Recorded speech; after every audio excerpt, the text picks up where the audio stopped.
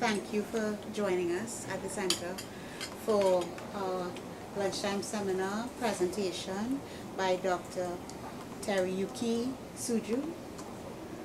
Almost, yes. Almost, Thank you. also correctly. Just call me Terry. Terry. Terry. Yeah, just Yes. call me Terry. Dr. Tsuji is with us at the International Relations Department. He is the research fellow diplomat in residence at IIR. He is coming from completing his PhD in Sociology at Florida International University in 2006, and he followed that with postdoctoral training at St. Louis University Center for Intercultural Studies in 2014. His research focuses on the implication of the articulated discourse of religion and race for social inclusion and nationalism in Trinidad, and its implications of religion for social capital development in the Indo-Caribbean and its migratory patterns in South Florida. I don't know if I get all of that. Let me take a breath. Today he's doing a presentation, as you see, addressing the statue, and without any delay, I hand you over to Dr. Tsuji. Thank you. Tsuji, sorry. Thank you. Thank you very much. First of all, I thank you, the Institute, for this opportunity to express myself. Honestly speaking, my project is still kind of ongoing, and now I'm still transcribing a lot of archival data, and new findings comes up. So a lot of part of my presentation still remains open-ended, discursive.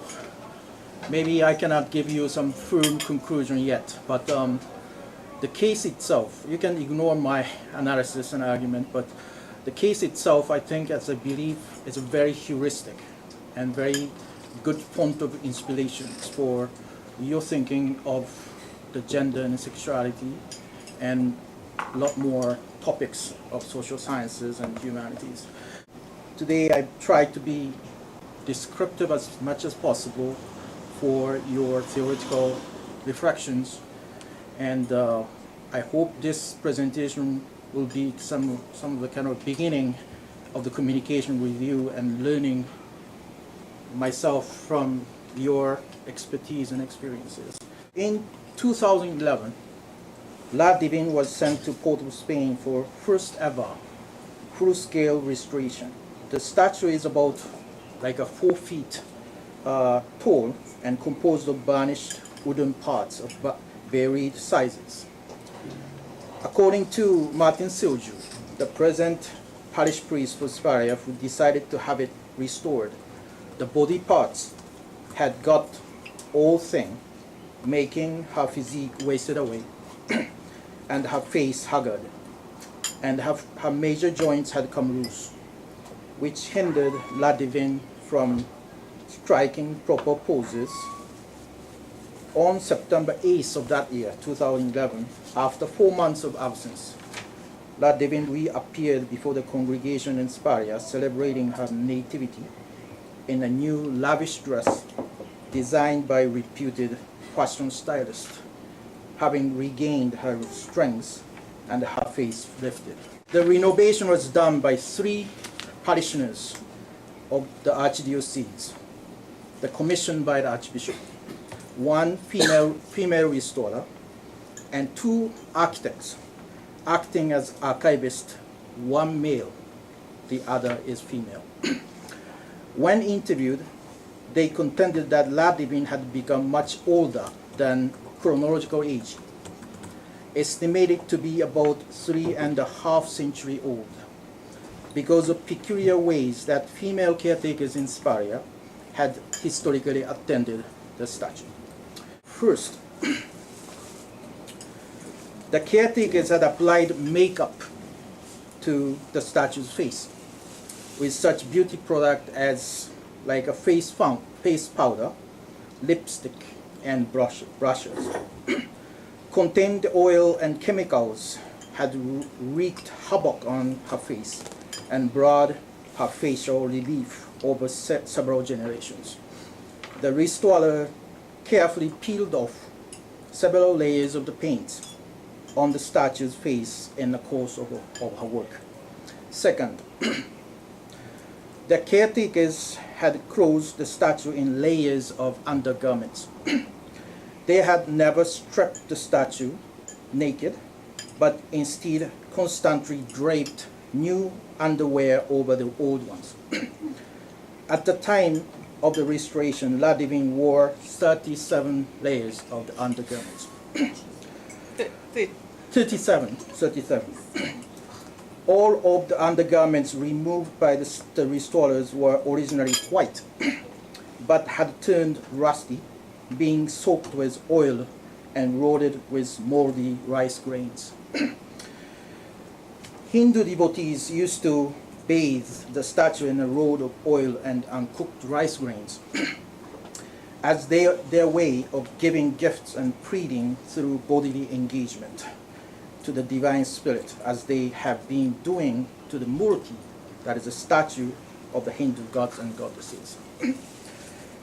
The male archivist, he's a leader of the team of the restoration, condemned the Catholics in Siparia, primarily the female caretakers, for their ignorant and superstitious service to the statue, and also the past parish priests for their approval for their strange caretaking activities, he said, which together ravaged this time-honored artifact and museum piece.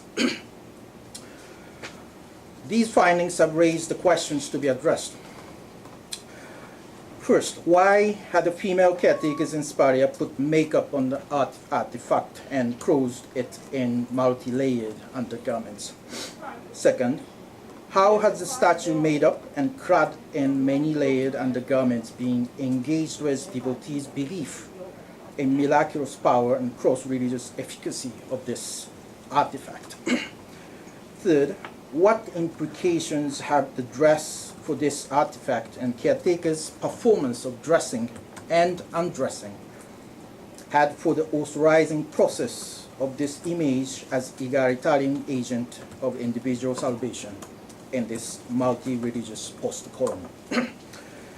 These questions are expected to reveal how the statue's dress and caretakers' performance of ceremonial dressing and dressing of the statue have created and recreated the image of the statue, which has simultaneously created and recreated their spirituality and sociality. To this end, my analysis has weaves together findings from ethnographic observation and archival research to give a detailed description of historical transitions in how the statue appeared before pilgrims and supplicants on the two major annual festive occasions. One that was once referred to as the Coolie Fete on Holy Thursday and Good Friday. The other is the Siparia Fete, which was also called Cleol Fete. While the term the Coolie Fete was used, the Catholics often called their own celebration as Cleol Fete. On Good Shepherd Sunday, that used to be a third Easter Sunday, now is a fourth, is now celebrated fourth Easter Sunday in Siparia. As a whole, to rephrase the pseudonymous or ritual price, focusing on the embodied material features, this study sets out to present a capacious relational account of this lived religion that is, in a real sense, its own. From the late 19th century to the 1970s, almost over a century, female caretakers had clothed the statue in a new set of gowns and robes just only once a year, before the Good Shepherd Sunday. But in the early 20th centuries, they started performing their ceremonial dressing of La Divine by a very unique way. By the correction of some old heads in Siparia, during the 1910s, they started fitting the statue up for the thicker, high-necked gown and the longer and trailing gowns. It was robes. According to the archivist in the restoration, around the same time, they also started putting a layer of undergarments on the statue and making up her face. What happened during this period? Firstly, from the 19th century to the early 20th century, the Feast of La Divine was bearing the aspect of the carnival, and its revelry and disorder came to draw much more public attention than its sacredness and solemnity. Part of the reason was that Siparia became more accessible because of their road construction and improvement in 1896, and also in 1913. The extension of railway is linked Siparia to Naparima and also the port of Spain. The increased accessibility brought in the pleasure-seeking tourists and money-seeking caterers and peddlers. By the turn of the 20th century, also horse racing had become an annual event in Siparia during the feast week.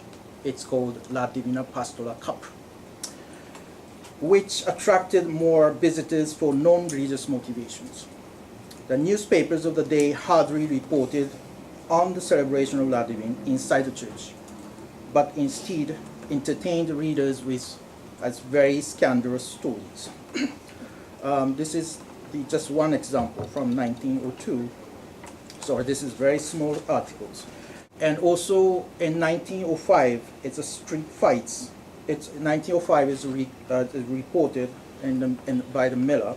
It says it's street fights record, and in that year they escalated to the pitched battle, which revolvers, cutlass, sticks and bottles and stones, leading to one death and many injuries and arrestees by the constabulary and militant.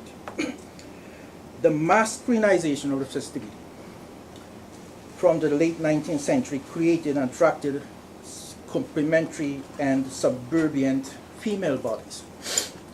For example, in 1889, the correspondent of San Fernando Gazette saw a well-known female prostitute in San Fernando working her seduction on the sleeping soldiers who camped at the savannah in Siparia during the festive weeks. Thereafter, press reporting occasionally implied the presence of female prostitute in Siparia during the feast weeks. I just located a few newspapers. For example, San Fernando Gazette in 1896, the Miller in 1901, 1904, and 1907. Some parishioners of today remembered hearing that during the feast week, a number of male tourists from outside of the parish rented house and indulged in gambling, drinking, and chasing women. Secondly, the Archdiocese stepped up its call on parishioners in Siparia to stop Hindus making their annual devotions to the statue. In 1906, it promoted Siparia to the parish with a resident priest from pastoral district of the parish of South Soropuchi.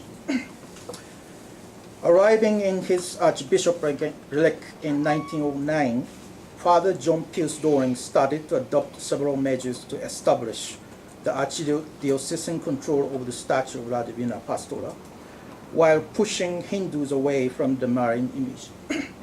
Eventually, in 1916 and 1917, he requested the governor to issue a state ordinance banning the Hindu worship of the statue. This is actually the ordinance.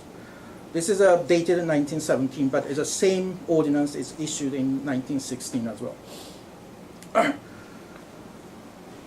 Also, this ordinance was published 3 different languages each year: the French Creole and Spanish, and then in 1970 also published in Hindi as well. But the question is why Father Doring had to request the colonial state to intervene the parochial matter. This is a question, and it's never really never really explored. The reason for that was, despite his repeated request for banning the Hindu devotion, the first parish priest for Siparia, named Father Osenda, the modest Osenda, he's an Italian secular priest, worked to sustain the Hindu devotion. In 1915, he wrote to Archbishop Doring his letter. In his letter, he said, "Certainly I was sorry to find that custom here, and if I was in my power, I had suppressed blah, blah, blah." And then the last line, he said, "I believe that is better to canalize the water than to stop it all at once." Why Father Osenda preserved annual Hindu devotion to the statue against Archbishop remains a matter of speculation.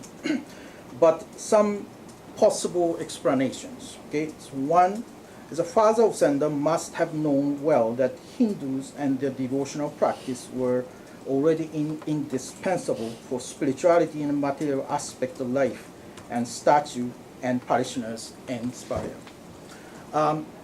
In consideration of the statue of La Divin and the historical transformations or ritual change surrounding this statue, one of the most important aspects is a kind of an embeddedness of this statue in the specific locality and livelihood and social relations in Siparia.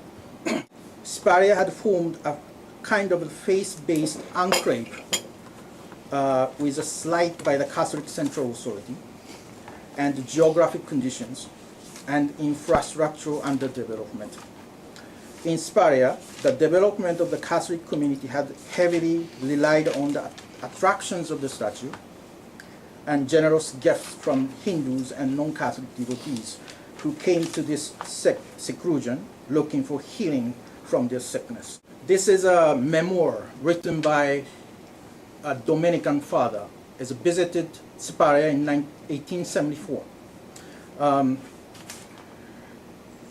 He actually said, who gives all this gift? Perhaps you think that it is the rich inhabitants of the country, but that's all the rest have been given at the different times with the Chinese and Coolies.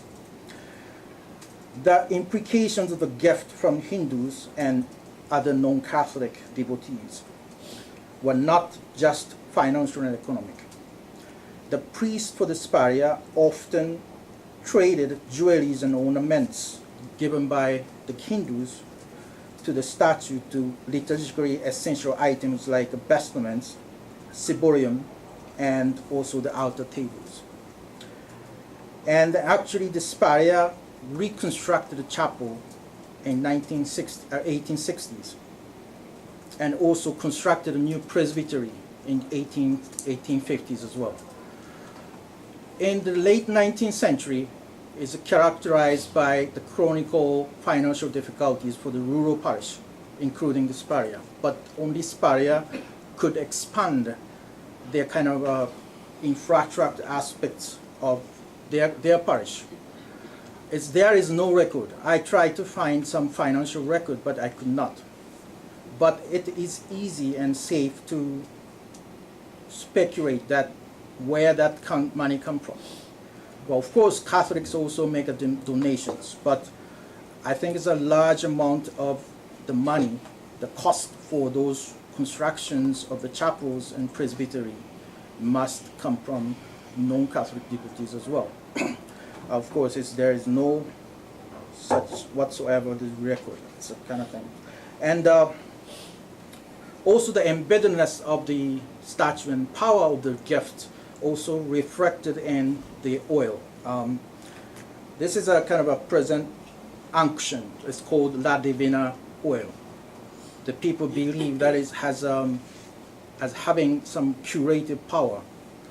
As also women rub these oils on the hair. They believe that helps to grow its beautiful long hairs. This unction already appeared in account on this documents in the 1870s. In 1874, I already talked. One Dominican father is visited to the Siparia in 1874. He wrote about also the oil in his memoir. According to him, he observed that Hindus and Catholics similarly poured their donation of oil to burning lamps around the statue, and when completed their devotion, they took out oil from the same burning lamps and carried it home, believing its miraculous virtue. The Dominican father was surprised that then parish priest for Siparia, his name is Father Cornelius O'Hanlon, also rubbed that oil on his leg and told him that it had given relief of his long-suffering pain. So it's even the Catholic priest also used that unction, knowing that the part of that oil has come from the Hindu devotion as well.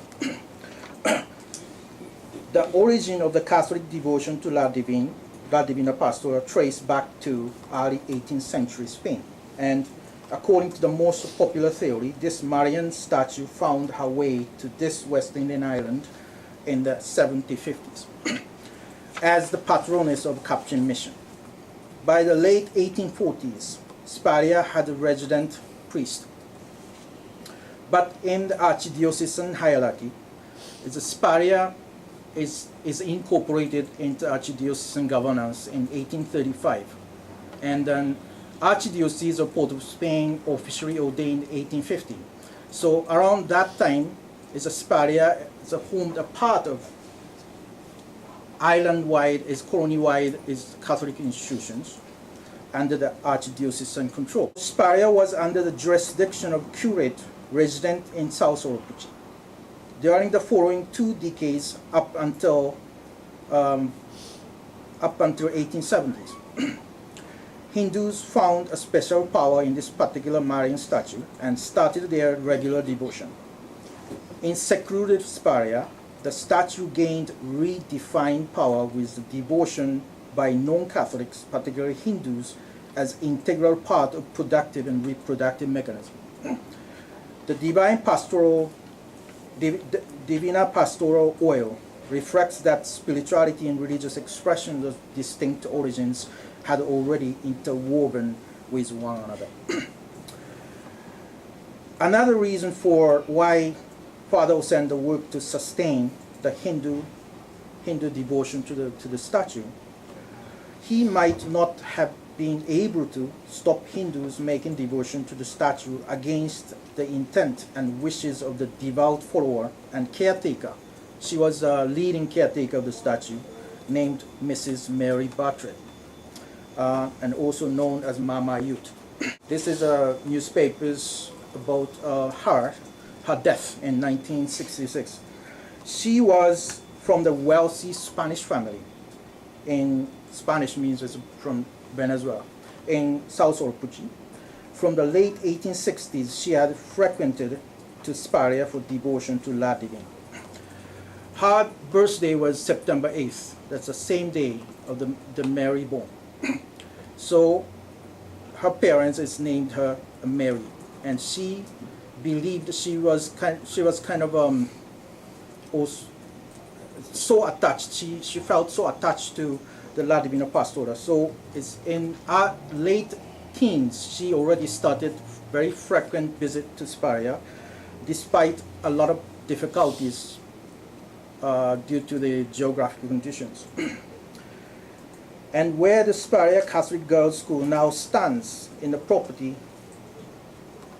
used to be owned and donated to the church by Mama Youth. She bought a lot of land in Siparia in the late 19th century. And then when the Siparia became the parish, she donated all of the land property to the church. So that kind of forced the Father Osenda to accept her intentions and wishes as well. So her kind of intentions about her attachment to the statue is a lot of influence on the decisions made by Father Osenda. In the 1910, in his letter, Vicar General Father Sutherland, who was known as a leading opponent of the Hindu devotion to the statue, sarcastically referred to Siparia as the kingdom of birthright. That suggests that this caretaker could exert far-reaching influence on the parish as well. Either case, however, by no means allowed Father Osenda to evade the responsibility to reproduce liturgical foundation of the church. The increasing pressures for the exclusion of Hindus from the Archbishop caused him to accommodate the conflicting desires to avow Hindu devotion to the statue while also disavowing the implication of their spirituality and devotional practice for the spirituality and liturgy of the Siparian Catholics. So Father Osenda neither stopped the Hindu devotion nor kept it as it used to be. Firstly, Father Osenda and caretakers canalized the influence of Hindu devotion through temporal separations. Until this time, Catholics and Hindus had made their annual devotion alongside each other on two key occasions, one on Good Friday, another is a Good Shepherd Sunday. Father Osenda persuaded the Hindus to complete their devotion on Good Friday. He started to sell what called unction, called La Divina Pastora oil, that was believed to have curative power, as one of his means of persuasion. Meanwhile, he led lay Catholics to discontinue their long-standing custom of offering prayers to the statue and guided them to stay away from the church until it cleared Hindu devotees on Good Friday. Meanwhile, he strove to set stringent temporal limit on the Hindu devotions so that they would no longer delay the Good Friday Mass. As a result, annual Hindu devotion was transformed from spontaneous and discursive phenomena to a temporary circumscribed event called Kuri Fete, scheduled to take place annually from Maundy Thursday or Holy Thursday to the afternoon of Good Friday. Significantly, Father Osenda and Catholic authorities in their correspondence and proclamations repeatedly used the term Kuri Fete in their contention that it had nothing to do with the Catholic celebration. According to the archives, these labels had long been used locally, but the Catholic Church's use of these terms formalized these terms as clear-cut classifications of Catholic and Hindu devotions to the statue and temporary isolated celebrations that were both authentic, albeit with the contrasting practices and spiritualities. In this, the proclamations also used the term of the Kuri Fete. Secondly, Father Osenda and his parishioners started to apply different spatial arrangement of the statue to these separated faiths. Previously, all year round, we placed in the same location within the chapel where she accommodated annual pilgrims and daily supplicants without reference to their religious identity. The chapel was reconstructed between 1905 and 1906. The most significant architectural feature of this chapel was a high altar. But this is only pictures I could locate. The high altar of about 9 feet, at the top of which the statue was enshrined. Father Osenda and caretaker applied this architectural character to canalize the influence of the Hindu religious expression. Each year, the day before or in the morning of the Good Shepherd Sunday, the statue was taken down from the high altar and placed in the edge of the sanctuary so that it became available for bodily engaged devotions for Catholics. Meanwhile, the statue stayed atop the high altar, out of reach of the pilgrims on Holy Thursday and Good Friday. And then this decreased the amount of monetary donations from Hindus because she was too far. Okay, so they tried to slow the money, but the bills cannot reach. So they start just donating the coins instead of bills. But so that's decrease the monetary donations, and also sometimes the coin hit hard on her face. That's the only exposed parts of the body. Someone has suggested that is another reason why the people start making up her face, because of the lots of scratches and havocs on her face because of the coins thrown by the Hindus and just hit hard. This one is, this is from the Catholic News in 1957. This is on the Good Shepherd Sunday. The statue is taken down and placed on closer to the pilgrims. The sanctuary, the festivity became disorderly and sexually charged. Inside, the priest and his parishioners moved the statue across spatial temporal bounds inscribed in conformity with the bounds of religious orthodoxies between Catholicness and non-Catholicness, or the otherness, which was most graphically represented by the body and spirituality of Hindus. The transitions activated new yet innate abilities of dress and also the caretakers' performance of ceremonial dressing. First, having felt more and more exposed to obscene gaze and graze of the men, the caretakers started hiding the statue's body surface deeper underneath thicker gown and robe and multi-layered undergarments, and covering its face, the only exposed body parts. Now enclosed rather than decorated, the statue's body has embodied and reproduced the chastity and normative controlled female sexuality. Besides, multi-layered undergarments not only shield the statue's body from violent acts of seeing and touching, but also conceal the ways and process of dressing as well. For fathers and the male parishioners worked to more distinctly consecrate the sanctuary and conceal the rituals from debauched externality, using barbed wires and temporary high fences. But then, chapel did not have a closed space that could be served as a dressing room for La Divine. The female caretakers must have avoided stripping the statue naked. Second, the dresses and performance of dressing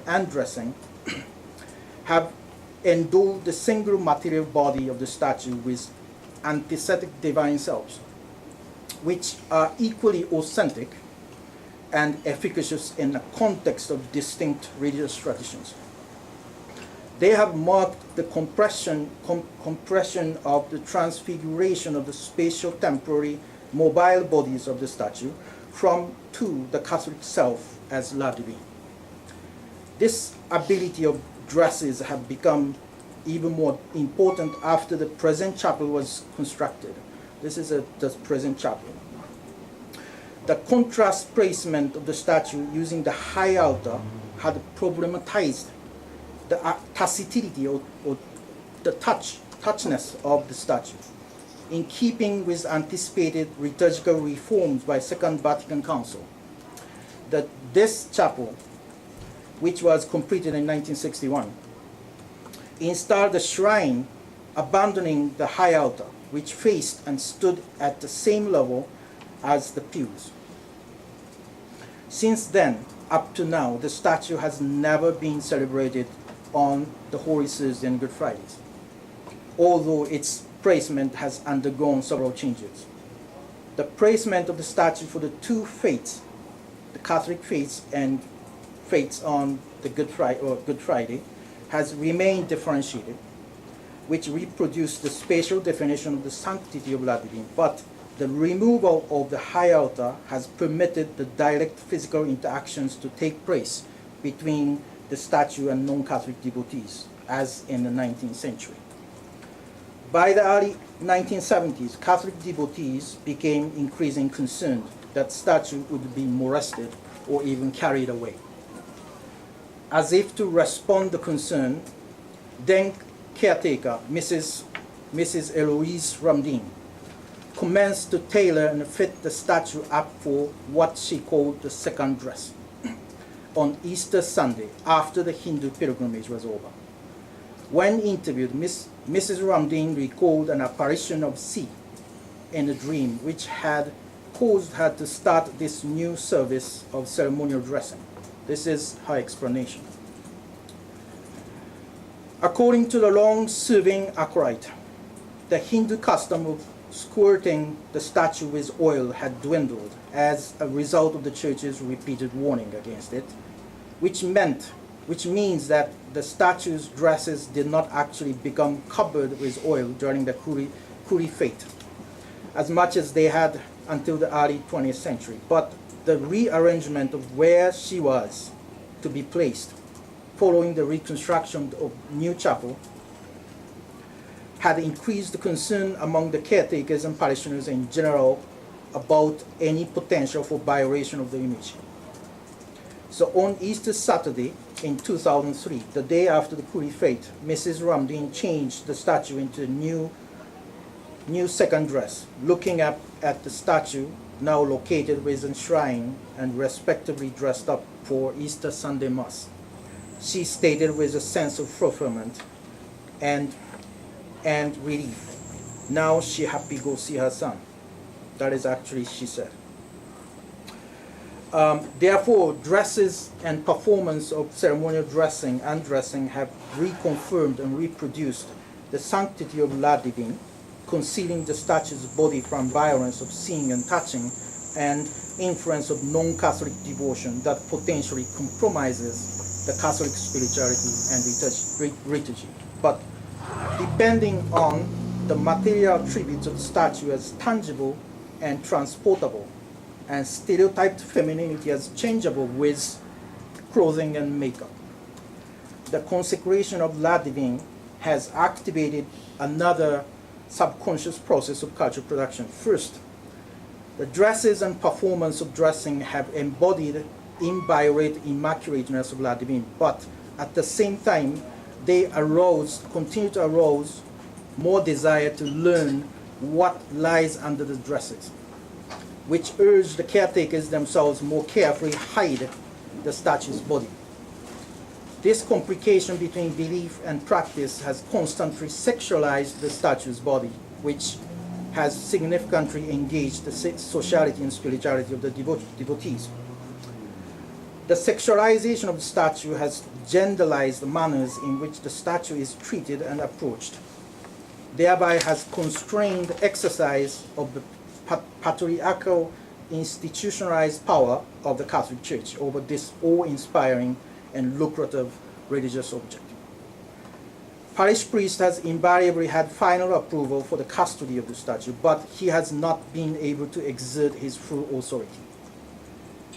For example, the Father Martin Soju, who sent the statue for the restoration, that idea was encountered a strong opposition from one of the caretakers. And then she offered Father Silju an opinion that the statue should be restored at her shrine by the hands of the female parishioners in the church. While the statue was gone for the service, Father Silju had actually a long period of ill health because, according to this caretaker, he approved the renovation against her suggestion, which caused La Divine to show all her flesh in the presence of the male archivist outside her shrine.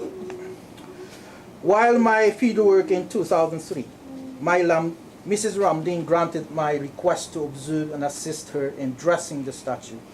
On the day before the Siparia fete, she carefully ensured that there was no one in and around the chapel, and then invited me to remove all ornaments and jewelries. Mrs. Ramdin told me, but before starting to strap the statue, she told me with a good-natured laugh, "Excuse us, but please step out and wait outside." She said she's too shy. In about 20 minutes, with Mrs. Ramdin's permission, on behalf of La Divine, I returned to the shrine and found the statue already clad in the new gowns and robe. Mrs. Ramdin then started telling me a story about faithful man who attempt to peep out undressed statue while pretending just to wander around the sanctuary with a camera. In her storytelling, the man was anonymous, but another parishioners, and then also the Sister Colomba, the principal of the Catholic Girls' School, later confirmed that man was a well-known anthropologist from England. I know the name, but I keep it anonymous here too. Mrs. Ramdin actually fiercely mouthed off to that man and turned him out of the chapel. And Mrs. Ramdin explained to Sister Colomba that that man has tried to see the mother dressed off. This episode of Inquisitive Scholar shares the kind of a main theme with an oral tradition very prevalent today among the parishioners in Siparia. In the most favored version, a man in his desire to discover the stuff of which the image of La Divine was made went to the altar and knelt and held the dress and raised it. There are different versions with unfaithful Spanish Catholic, Hindu Indian, and also Afro-Creole men. But at their conclusion, always the man earns punishment for his immorality. Most often, he felt pains in her eyes and lost his sight. But another occasions, he also fell from the ladder and broke his spine. Turning either visionless or immortal, or beaten out of the sanctuary like famous anthropologist by Mrs. Ramdin, man's desire to learn what really lied underneath layers of the dress was and would never be suffused. Although it is not known if Mrs. Ramdin consciously chose the anthropologist version, her storytelling translated my presence as an ethnographer at an attraction to the statue dress into yet another episode to substantiate the devotees' oral belief in exposed chastness of La Divine, more than warning against my father pride. Concluding the arrangement of the statue, Mrs. Ramdin thanked me for my concern for La Divine's bashfulness and submitted, "No worries, you'll be given the knowledge." Today, a group of female caretakers get the statue changed within the shrine, which was carefully covered with a large, thick cross in order to conceal the undressed statue from the pews area. I actually have lots of pictures while they're changing the dress. They allow me to take pictures, but on the condition that I'm not showing to the public. But while I'm taking those pictures, they ask me to help them to carry the statue down from the ledge to the floor. I accidentally fell from the ladder. They laughingly and jokingly said I was punished. So afterwards they said it's maybe better for you to leave. It's not stop taking the pictures. Maybe you will be punished more. So in the charge of the statue's dress and I'm going to finish for some. In charge of the statue's dress and performance of dressing, female caretakers have consciously and subconsciously wielded major influence on the spirituality of the devotees, shaping how the statue is actually seen and actually touched. The statue has visitors all year round, but she attracts the largest crowds on the days of the feast because only on these occasions the statue is moved out of her gated shrine, which enables devotees to have direct and intimate bodily engagement. Occasionally, against the warning from the church, pilgrims, either Catholic or Hindus or other, strive to reach out to touch the statue's face. This is a warning. I mean, just it's always in the church. And enclosing the body of the statue, dresses have constituted a significant point of bodily engagement between devotees and this tangible divine presence. So this is a Hindu's advice. This is the pilgrimage on the Good Friday, and this is Good Shepherd Sunday. The people anyway strove to reach out and try to touch, and then if possible they try to touch the exposed parts. That is, exposed parts is only face, so they try to touch the face. But but except for the face, is all bodies is enclosed. So the point of touching now is constituted by those dresses. And then different dress and performance of undress and difference have sanctified La Divine, creating authentic divine manifestation other than La Divine. But at the same time, they have incorporated these antithetical manifestations of the single body of the statue into the relation of circular reference for each other's legitimation. There is a cliche among the parishioners in Siparia. She goes out to see them as their mother.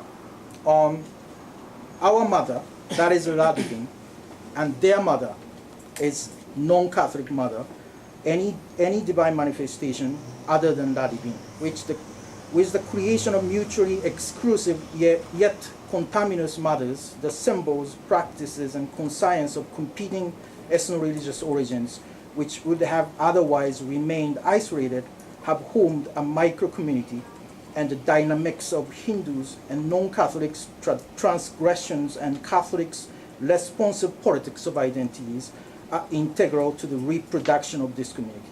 Within this community, the followers of the respective mothers must simultaneously reproduce their ethno-religious authenticities while engaging in the continuing practice of mixing with their counterparts. The mothers will often retain their virtue and efficacy to cure sickness if they remain separate within an integrated whole. Catholic and Hindu non-Catholic devotions have never shared a mother, single mother, but they have shared mothers, the most contentious, nationally recognized ethno-religious origins in Trinidad. Thank you.